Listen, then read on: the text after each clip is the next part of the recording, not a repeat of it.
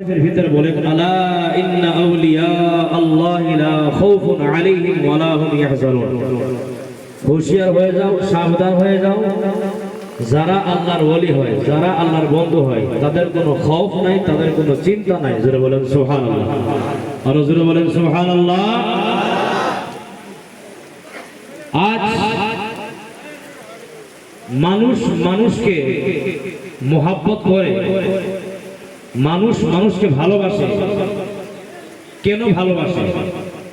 আজ আমরা এই জায়গার ভিতরে জমা হয়েছে হুজুর আব্দুল আওয়াল রহমতুল্লাহি তাআলা আলাইহি তিনার ইসালে সওয়াব। তিনার জন্য দোয়া করি আল্লাহ তিনার দরাজাত আল্লাহর বুলন্দ ভালো করে দিক। জোরে বলেন আমিন। আজ আমরা এই জায়গার ভিতরে যে মোহাব্বত নিয়ে জমা হয়েছে কোন কারণে? হুজুর আব্দুল আওয়াল রহমতুল্লাহি তাআলা আলাইহি তিনি ছিলেন আল্লাহর জন্য পাগল দিওয়ানা। জোরে কি বলা যাবে না সুবহানাল্লাহ? যারা আল্লাহর হয়ে যায়, আল্লাহ ওই ব্যক্তির হয়ে যায়। জোরে বলেন সুবহানাল্লাহ। আরো জোরে বলেন সুবহানাল্লাহ। তো দুনিয়ার জগতে আমরা আসছি, দুনিয়ার জগৎ থেকে আমরা বিদায় নিয়ে যাব। আমরা কি আল্লাহ ওয়ালা হতে পেরেছি না আমরা পারি না? যেমন ভাবে সমস্ত নবীদের ভিতরে শ্রেষ্ঠ নবী, আফজল নবী আমার নবী মুহাম্মদুর রাসূলুল্লাহ। একটু জোরে কি বলা যাবে না সুবহানাল্লাহ? আর সমস্ত ওলিদের ভিতরে শ্রেষ্ঠ ওলি, আফজল ওলি পীরানে পীর রওশন জমির বড় পীর আব্দুল কাদের জিলানী। জোরে বলেন সুবহানাল্লাহ। বড় পীর আব্দুল কাদের জিলানীর বিষয়ে কিতাবে দেখলাম, কিতাবে লেখা আছে তিনি ছিলেন মুস্তাজাবুদ দাওয়াত। সুবহানাল্লাহ বলা যাবে না? মুস্তাজাবুদ দাওয়াত মানে কি? দোয়া করতে দেরি, আল্লাহ দোয়া কবুল করতে দেরি করে না। জোরে বলা যাবে সুবহানাল্লাহ। দোয়া করতে দেরি। আমি একটা কথা বলে শেষ করে দিব। বড় পীর আব্দুল কাদের জিলানীর শরীরের ভিতরে অনেক দামি কিমতি একটা জুব্বা ছিল, পিছনে চুল লেগে গেছে, খুলে নিয়ে নিবে, পিছনে যাইতাছে, কোন জায়গার ভিতরে নিবে, কেমনে নিবে, চুরে কৌশল পাইতাছে না। যেই টাইমে বড় পীর আব্দুল কাদের জিলানী আল গাইলানী আল হাসানী ওয়াল হুসাইনী জঙ্গলের ভিতরে পৌঁছে গেছে, চুরের অন্তরের ভিতরে ইরাদা মানে বেড়ে গিয়েছে। জঙ্গলের ভিতরে গেছি, চুর সারাবা করতে পারবে না, চিল্লাইতে পারবে না, আমার কাম আমি খালাস করতে পারবো না।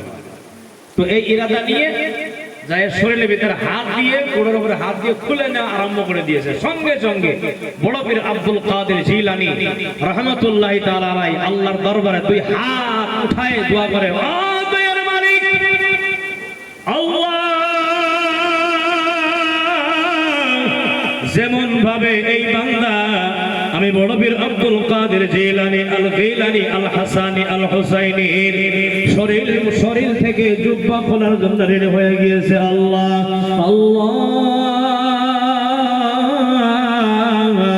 তুমি এই বান্দার জন্য আমি তোমার কাছে দোয়া করি, জীবন যেন আমি বড় পীর আব্দুল কাদের জিলানীর আর শরীরে হাত লাগাইতে পারে না। জোরে বলেন সুবহানাল্লাহ। সঙ্গে সঙ্গে চুর চিৎকার দিয়ে ডাকতে বলে, হুজুর আমি বড় ভুল করেছি, আমি বড় বেয়াদবি করেছি, আমাকে ক্ষমা করে দেন, মাফ করে দেন, আমাকে ক্ষমা কি করা যায় না? সঙ্গে সঙ্গে আল্লাহর ওলি বড় পীর আব্দুল কাদের জিলানী ক্ষমার ঘোষণা দিয়ে দেয়। ক্ষমা ঘোষণা দিয়ে দেওয়ার পরে দেখা যায় কিছুদিনের বড় ভাই আল্লাহর বান্দা সাধারণ বান্দা থাকে না, আল্লাহর ওলি হয়ে যায় একমাত্র ওলির সুবতের কারণে, নেক নজরের কারণে। সুবহানাল্লাহ বলা যাবে না গো? তো আজ আমি যেইটা ছোট আর কি, যেইটা আমি ছোট, তুমি যে ইসলামী মাদ্রাসাতে পড়াশোনা করি যেই টাইমে, ওই টাইমে হুজুরে ছিলেন, বালাবাড়ি হুজুরে ছিলেন মাদ্রাসার সভাপতি সাহেব। তো মাঝে মাঝে মজাক করতাম, আমাকে নাতিন বলে ডাকতেন আর কি। মাঝে মাঝে আমি যাইতাম প্রোগ্রামে, যাইতাম আর কি হুজুরের সাথে। তো বহুত মজাক ঠাটি করতাম। কিন্তু যেই টাইমে আমি এই জায়গাতে আসার পরে, এই মাদ্রাসাতে যেই টাইমে আমি এন্ট্রি করলাম, পড়ানি আরম্ভ করে দিলাম, কেমন বড় আল্লাহ ওয়ালা।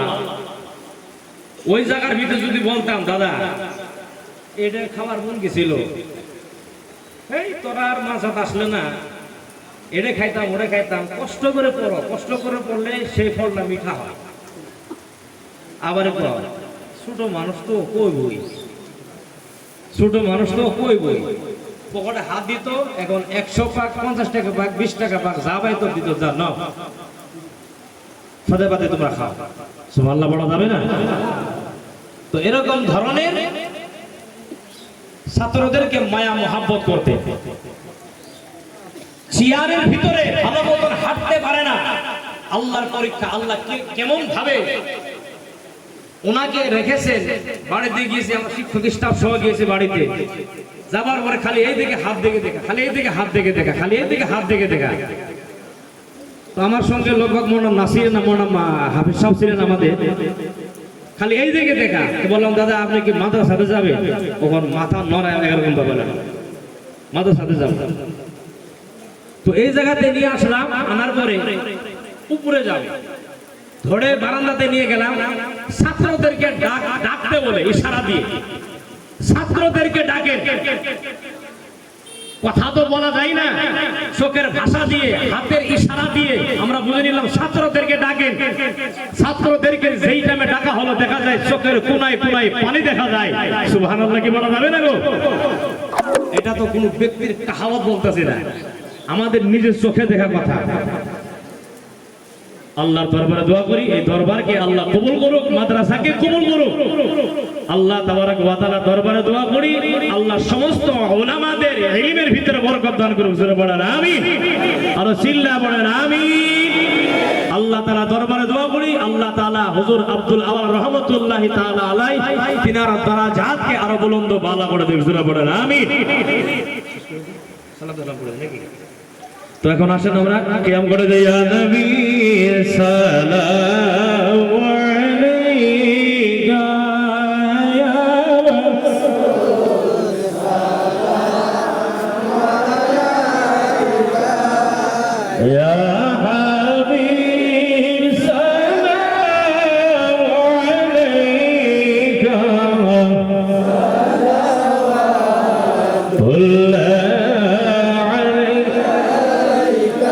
حبيبي يا رسول الله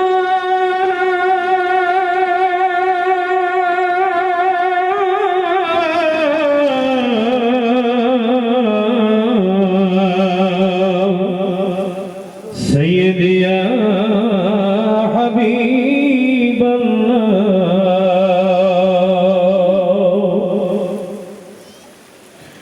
نبي গো আমরা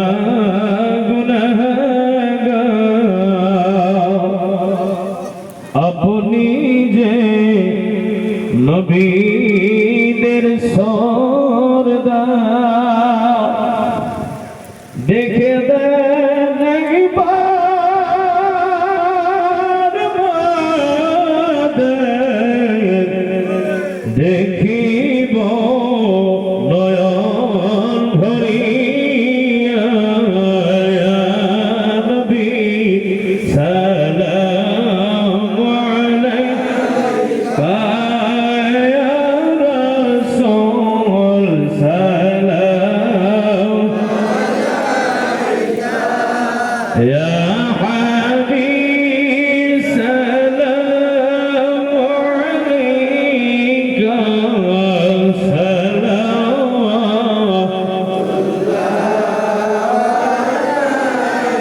بلغ العلا بكماله كشف الدجى بجماله حسنت جميع خصاله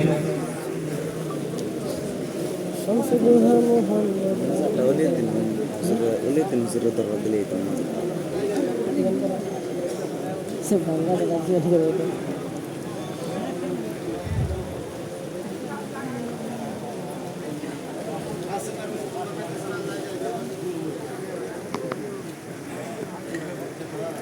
আসসালামু আলাইকুম ওয়া রাহমাতুল্লাহি ওয়া বারাকাতুহু। উপস্থিত আমার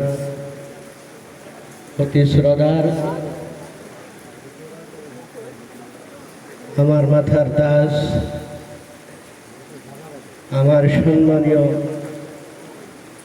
ওলামায়ে কেরাম, আমি সবারই নাম ধরছি না, আমি একটাই জানি যত ওলামায়ে কেরাম আছেন সবাই আমি গুনাহগারের মাথার তাজ। যিনাদের দোয়ার বরকতে আল্লাহ পাক আমাদেরকে চলার জন্য প্রত্যেকটি ক্ষেত্রেই সহায় করেন, সবাই বলি সুবহানাল্লাহ। সর্বপ্রথমেই যেনারা এই কষ্ট স্বীকার করে আজ এই পবিত্র ইসালে সওয়াবে অংশগ্রহণ করলেন,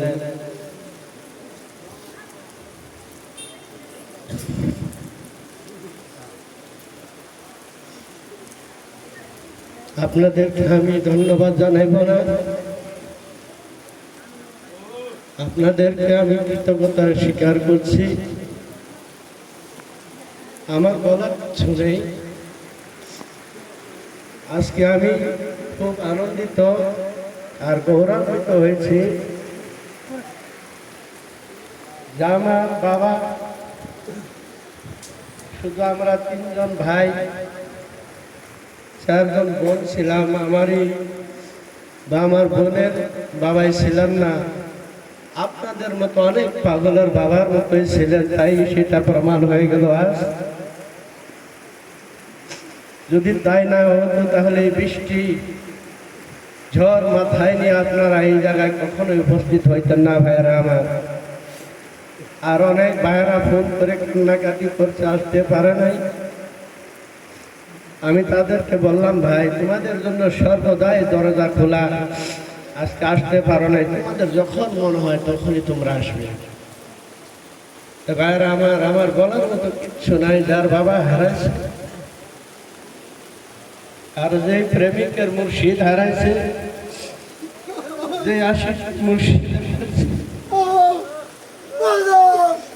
সেই জানে।